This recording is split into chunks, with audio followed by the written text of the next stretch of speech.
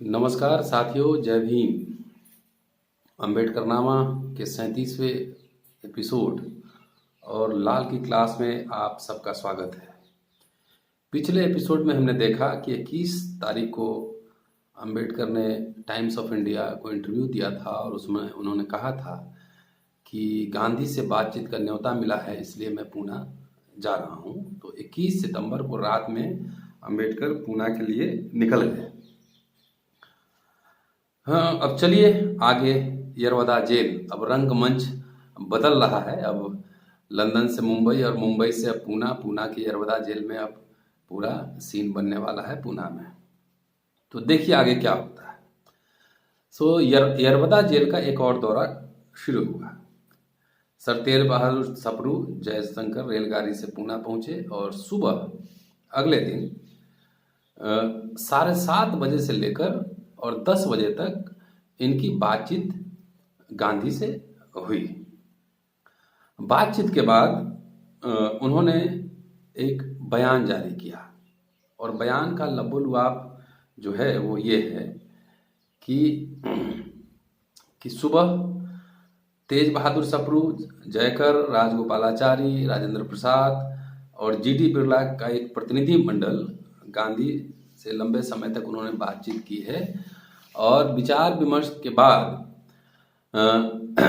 उन्होंने तैयार स्कीम तैयार हुई थी, सप्रू और अंबेडकर की जो स्कीम तैयार हुई थी वो गांधी को बताया गया है।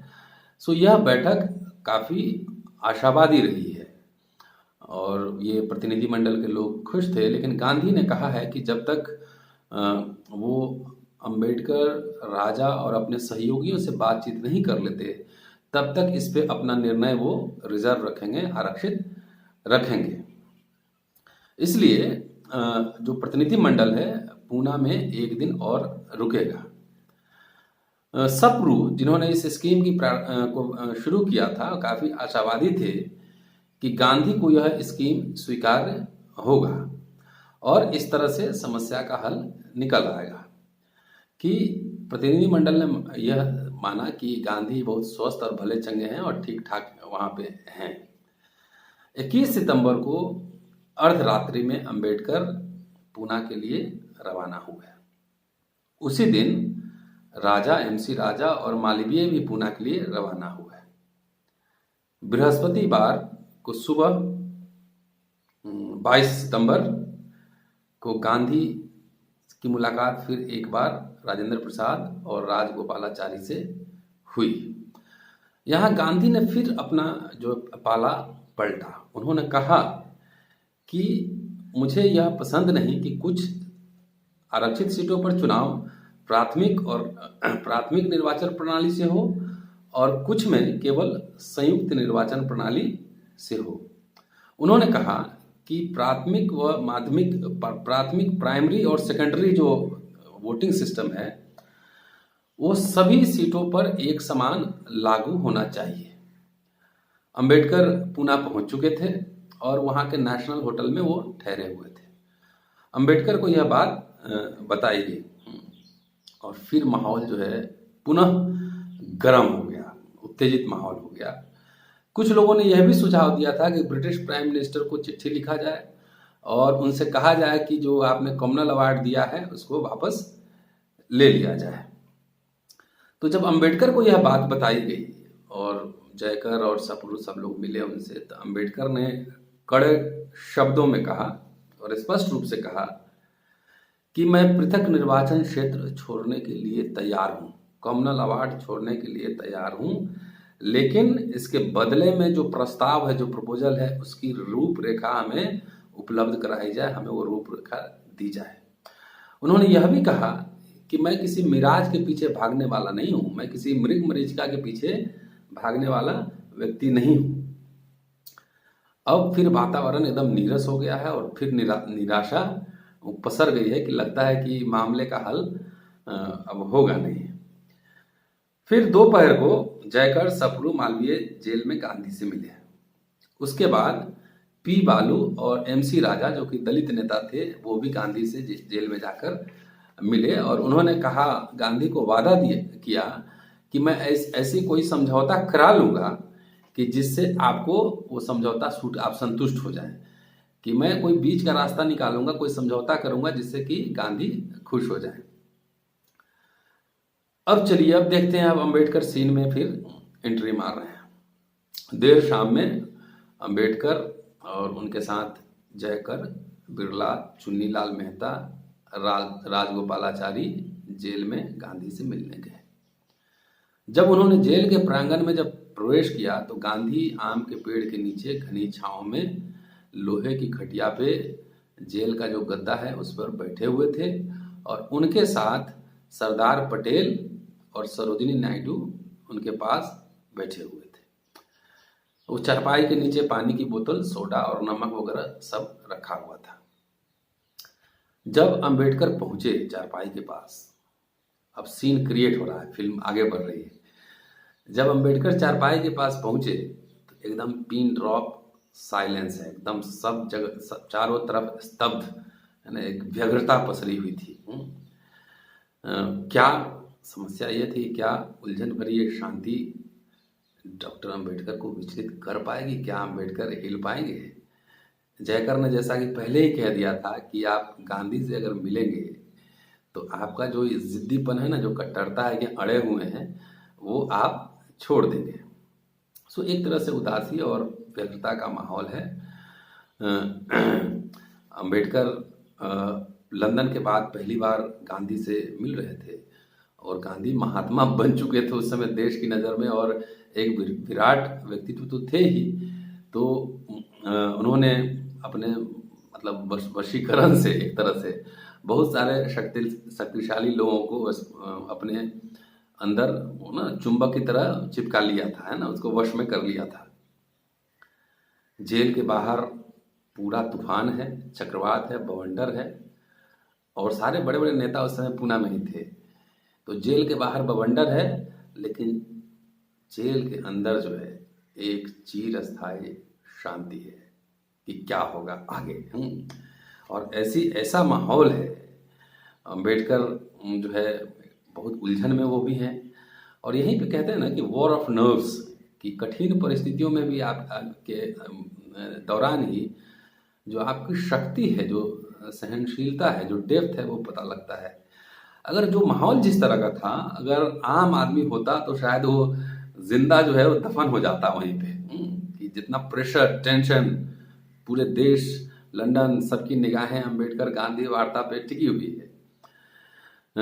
अंबेडकर को यहाँ दिलचस्प है कि अपने जीवन से ज़्यादा अपने लोगों, मतलब डिप्रेस क्लास के लोगों के जीवन से प्यार था, और उनकी मुक्ति और खुशहाली के लिए वो ज़्यादा चिंतित रहते। ये लड़ाई अंबेडकर की व्यक्तिगत लड़ाई नहीं थी।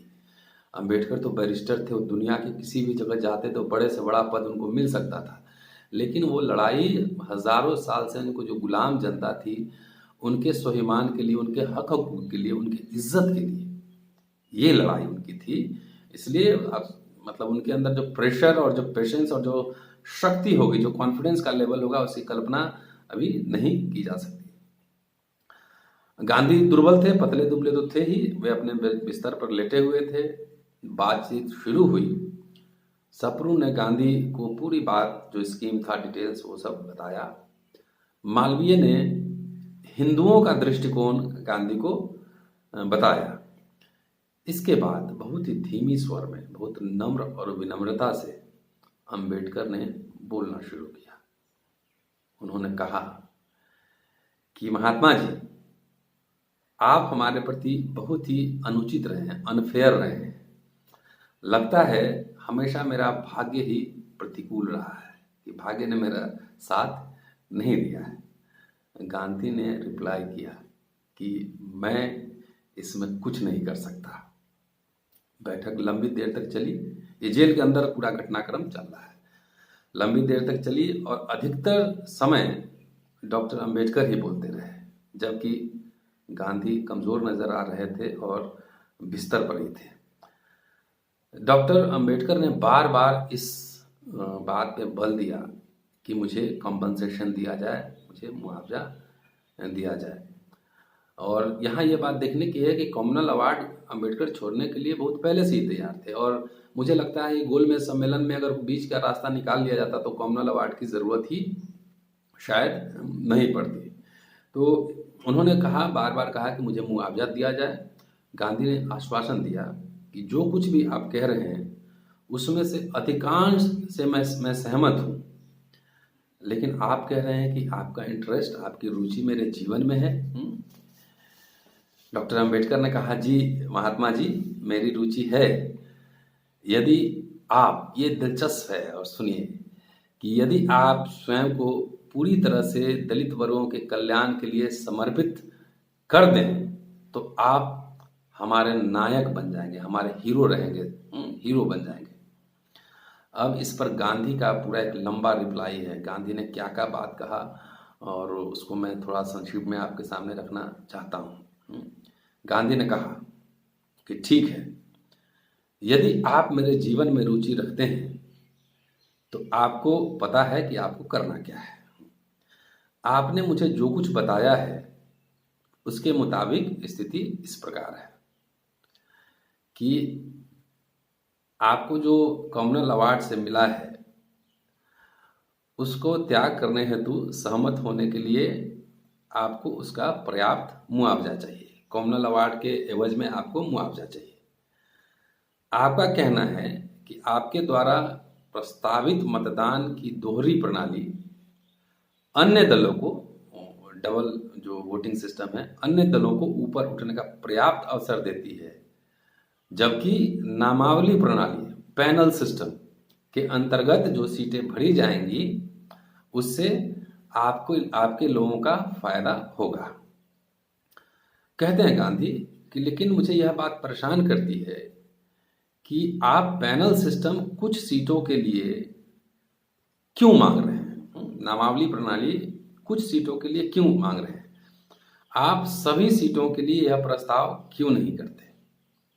यदि नामावली प्रणाली, पैनल सिस्टम एक तबके के लिए अच्छा है तो सभी दलित वर्गों के लिए अच्छा होना चाहिए।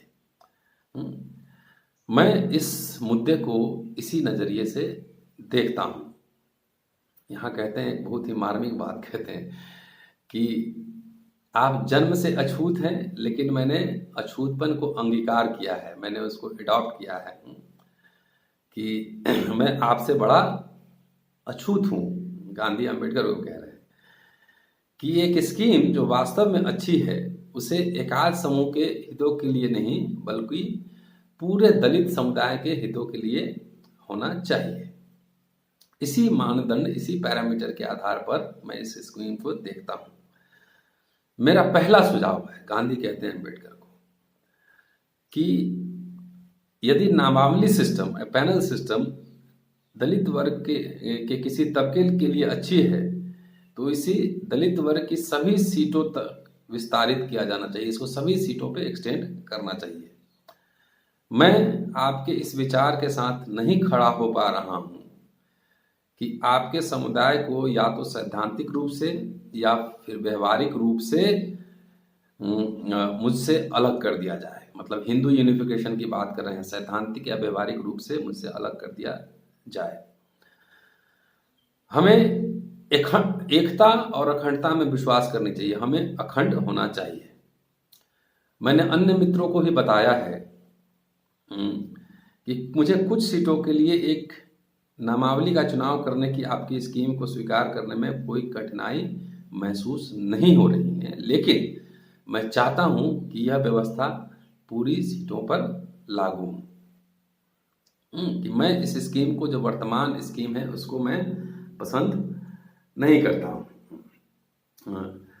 यह आपके समुदाय को, दलित समुदाय को विभाजित करेगी और फिर मुझे इसे रोकने के लिए अपना जीवन देना पड़ेगा, जैसा कि अभी मैं समूचे हिंदू समुदाय के विघटन को रोकने के लिए अपना जीवन दे रहा हूं। Gandhi was talking about the unification of Hindus, कि इसके लिए मैं अपना जीवन दांव पे लगा रहा हूं। डॉक्टर अंबेडकर ने सुझाव मान लिया, उन्होंने कहा ठीक है, मैं तैयार हूं। उन्होंने सुझाव मान लिया, बातचीत समाप्त हो गई और नेतागण वो पूरा पैनल सिस्टम बनाने में, व्यक्तियों की संख्या गिनने में, कौन सीट पे कहाँ लड़ेगा, तमाम जो प्राथमिक इलेक्शन, आरक्षित सीट कहाँ होंगे, तमाम ये इस डिटेल्स में काम करने में लग गया। इस समय याद रखिएगा कि जितने बड़े नेता थे सब पूना में अवेलेबल थे। शुक्रवार को 23 सितंबर को सुबह मीटिंग शुरू हुई और घंटों तक वो पैनल बनाने को लेकर, नाम को लेकर, संख्या को लेकर, तमाम चीजों को लेकर लगातार माथापच्ची चलती रही, गर्मागर्म बहस चलता रहा। अंबेडकर ने प्रोविंशियल लेजिस्लेचर में प्रांतीय विधानमंडल में 197 सीट की मांग की थी, जिसको इस कमेटी ने घटाकर 126 कर दिया। घंटों बीत गए। 10 घंटे विचार विमर्श के बाद कुछ बिंदुओं पर गांधी की राय मांगी गई। तब उन्होंने कहा कि अंबेडकर जो बात कह रहे हैं, अंबेडकर का पॉइंट सही है। लेकिन ये सब बातचीत चल ही रही थी, तब तक रेफरेंडम के सवाल पर बातचीत फिर टूटती नजर आई कि अंबेडकर शुरू से कह रहे थे कि ये रिजर्वेशन, पॉलिटिकल रिजर्वेशन तब होना चाहिए जबकि दलितों का जनमत संग्रह कराया जाना चाहिए, इसके बारे में रेफरेंडम कराया जाना चाहिए। अंबेडकर ने 25 वर्षों की समाप्ति पर जनमत संग्रह की बात छेड़ दी कि 25 वर्ष बाद जनमत संग्रह होगा, तब देखा जाएगा कि इसमें दलित लोग वो क्या जनादेश देते हैं, वो रिजर्वेशन के साथ जाएंगे या कैसे जाएंगे। ये थी बात कि उन्होंने कहा, साफ शब्दों में कहा कि वे इस बात पर विश्वास करने से इनकार करते हैं कि 25 या कुछ अन्य वर्षों में कोई अछूत नहीं बचेगा और इसलिए मैं इस कठिन परिस्थिति का सामना करने पर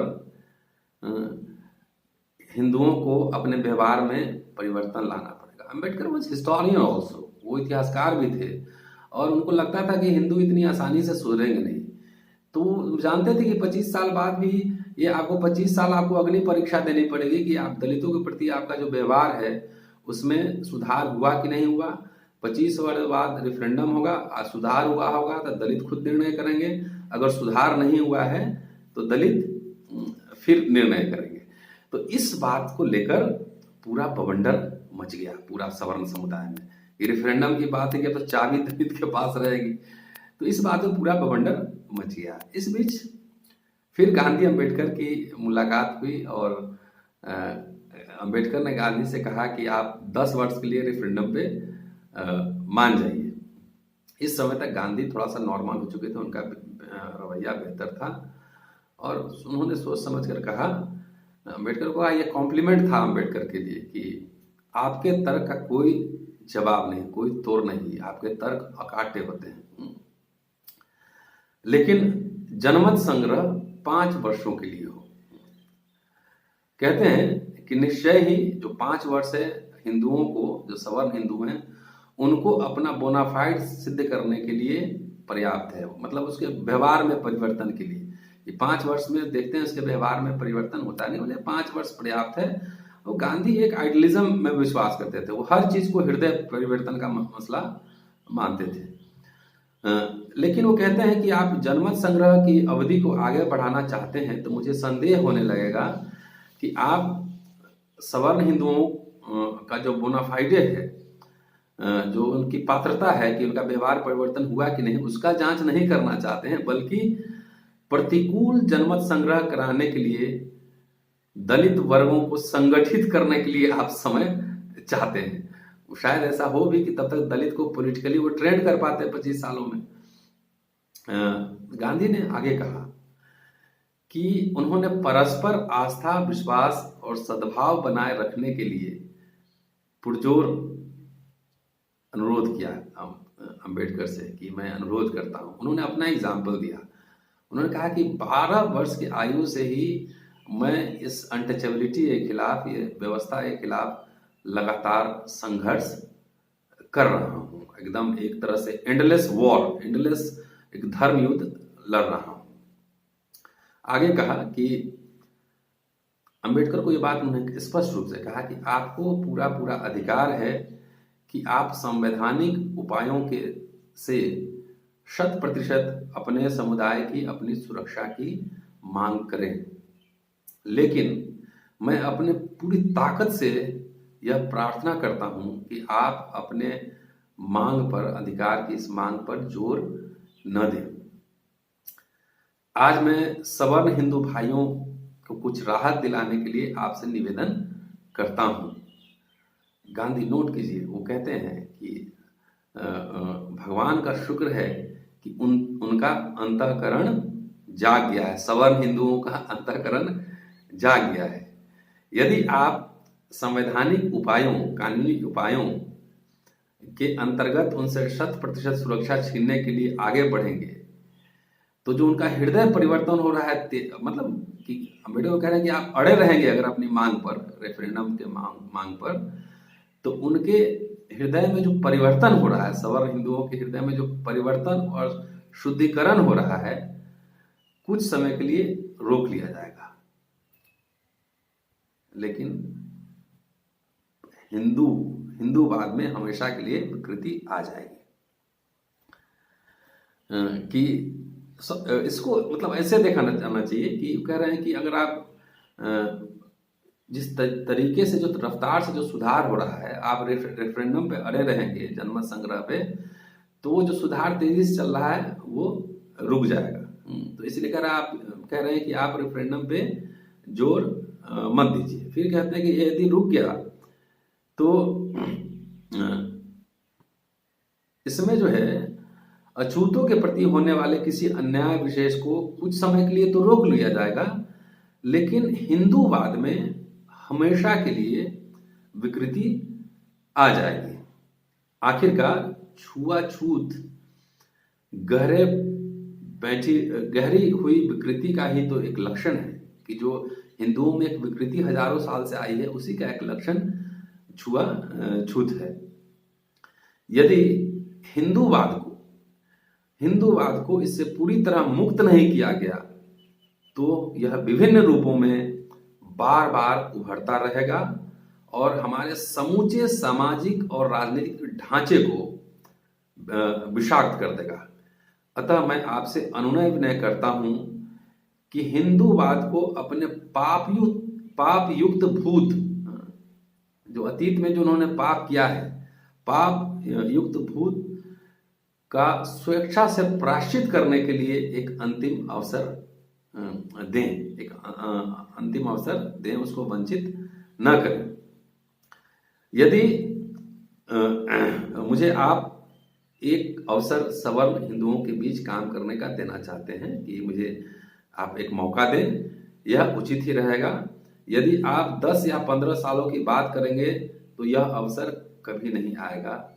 5 सालों के भीतर हिंदुओं को अच्छा चरित्र प्रस्तुत करना होगा। वाह, 5 साल के भीतर हिंदुओं को अपना अच्छा चरित्र प्रस्तुत करना पड़ेगा, अन्यथा कभी नहीं। मुझे लगता है ये बात गांधी की सही है कि 5 साल में तो नहीं हुआ, 70 साल बाद तो समीक्षा होनी चाहिए। कभी नहीं तो नहीं हुआ। जिस समय 32 से लेकर अभी 90 बरस हो गए तकरीबन, और गांधी 5 साल की बात कर रहे थे, 90 बरस में क्या हुआ, इसकी समीक्षा होनी चाहिए। गांधी का नाम मोदी साहब भी लेते हैं, कांग्रेस भी लेती है, बीजेपी भी लेती है। तो गांधी की इस बात पे नोट किया जाए कि अगर ये 5 वर्ष में अगर नहीं हुआ तो कभी नहीं, इसका मतलब सही बोल रहे थे, कभी नहीं हुआ, न होगा। अतः मेरे लिए जनमत संग्रह के लिए 5 वर्ष की सीमा एकदम निरपेक्ष रूप से मेरे अंतःकरण का मामला है। जनमत संग्रह होना चाहिए, लेकिन 5 वर्ष से ज्यादा नहीं। अपने मित्रों से कहता हूं कि मैं इसी मुद्दे पर अड़ा हुआ हूं। मैं एक घृणित व्यक्ति हो सकता हूं, गांधी, कि मैं एक घृणित व्यक्ति हो सकता हूं, लेकिन जब मेरे अंदर का सच बोलता है तब मैं अजय हूं, मुझे कोई नहीं हरा सकता। यह भी एक सत्य है कि गांधी जब अड़ते थे तो अड़ते थे। तो साथियों, ये बात है कि जिस हिंदू धर्म को बचाने के लिए गांधी ने अपना जीवन पूरा दांव पे लगाया, अंबेडकर से इतनी बार्गेनिंग हुई, बहस हुई, गांधी की हत्या कैसे हुई, किन लोगों ने की, और उस हत्या का सेलिब्रेशन आज कौन लोग कर रहे हैं, इस इतिहास के इस मोड़ पर ये सवाल भी पूछे जाने की जरूरत है और ये देखने की जरूरत है। क्योंकि गांधी के बहुत सारे विचार से आप सहमत नहीं हो सकते, कोई नहीं हो सकता, लेकिन समीक्षा, इतिहासकार, इतिहास का छात्र समीक्षा करता है कि जो लोग गांधी के नाम का माला जपते हैं उनको गांधी की इन बातों को भी नोट करना चाहिए, देखना चाहिए कि क्या 70 साल में जो हृदय परिवर्तन की बात कर रहे थे हिंदुओं के बीच, क्या दलितों के प्रति हिंसा रुकी है, उनका हकमारी रुका है, बलात्कार रुका है, भेदभाव रुका है, मिड डे मील में जिस तरह से व्यवहार होता है हम सब देख ही रहे हैं, मंदिर का मसला है, घोड़ी पे चढ़ने का मसला है, तमाम ये मुद्दे आज भी प्रासंगिक है। तो मुझे लगता है कि आज अगर अंबेडकर होते 2020 में, तो अंबेडकर वही लड़ाई लड़ रहे होते जो 1932 में लड़ रहे हैं। अब तो अंबेडकर हमारे बीच नहीं है, तो आप सब लोगों के बीच से ही कोई अंबेडकर निकल कर आना होगा, आपको तैयार होना होगा। इसीलिए मैं अदना सा व्यक्ति हूँ, अपनी छोटी सी बात आपको जो पढ़ता हूँ आपसे साझा करता हूँ, यह सोचते हुए कि अगर हजारों लोग सुन रहे होंगे तो उसमें से कोई अंबेडकर निकलेगा, कोई लोहिया निकलेगा, कोई कर्पूरी निकलेगा, कोई फूले निकलेगा, सावित्री बाई निकलेंगे। इसलिए मैं ये कोशिश कर रहा हूँ कि ज़्यादा से ज़्यादा लोगों के बीच ये बात पहुँचे साथियों। और शुक्रिया, आप लगातार सुन रहे हैं और सुनिए, सुनाइए, इसको शेयर कीजिए। अगले एपिसोड में फिर आपसे मुलाकात होती है। शुक्रिया।